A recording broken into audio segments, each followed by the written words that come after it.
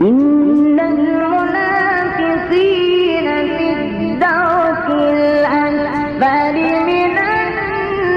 النار ولن تجد لهم نصيرا إلا الذين تابوا وأصلحوا واعتصموا بالله وأخلصوا دينهم لله فأولئك مع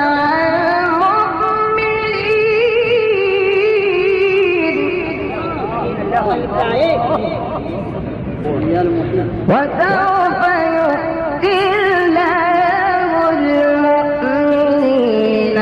أجرا عظيما ما يفعل الله بعذابكم إن شكرتم وآمنتم وكان الله شاكرا عليما لا يحب الله الجهر بالسوء من القول إلا من